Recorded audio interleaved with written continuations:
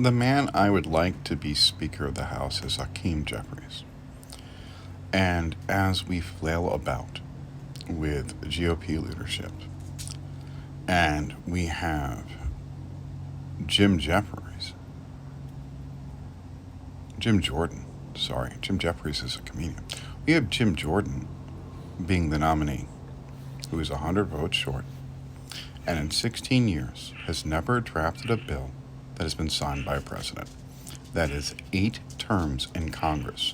He has never drafted a bill that has been signed by the president, which means he has been there for 16 years without doing his job for the people of Ohio. The idea behind a congressman is to get stuff for your district. Each district is over 750,000 people, a little over 760,000 people. Your job as a congressman or a congresswoman, depending on your gender, is to get stuff for your district. The same way as a senator, you're trying to get stuff for your district. And that district is a state. And there's 2 of them, so you're trying to work together to do what's best for quote unquote Georgia or Florida or Texas or Alabama, whatever state you represent. But Jim Jordan is not doing that. And he's only 100 votes shy of the 217 he needs. And Hakeem Jeffries is not going to let one single Democrat vote to help out Jim Jordan, who is leading the masquerade party in his little, committee. No, he doesn't get help. So again, we all suffer because the Republicans decided to put up a vote of no confidence, which only required the 1 vote from Matt Gaetz, because that's what Kevin McCarthy agreed to, because previously before that had been 5. And that was the fail-safe, because it's really hard to get 5 people to say you have to go within your party, because you want the party to control the House so you can set the agenda. But the GOP doesn't have a platform, and in there lies the problem. What's the GOP platform? Destroy anything that the Democrats are attempting to do.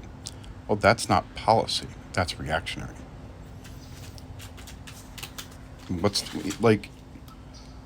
I think that the Democrats aren't doing enough good press about what they're doing, especially with the Infrastructure Act, especially with the amount of jobs that were created. All those things need to be spoken about all the time, and the ineptitude of the GOP needs to be spoken about all the time when Republicans cannot do something as simple as getting a budget through the House to the Senate. The Senate's done. It's the House that's holding it up. And there's the problem. We have allies that are going to need money. And I know the Republicans don't want money to go to Ukraine, but it's going to go. And if you don't think Joe Biden's going to figure out a way, you're out of your mind. It's going to happen. He can just order tanks there. Or drop off troops. I don't want troops to go to Ukraine, but he could do that. He's the president. So we have a very, very big problem. We really do.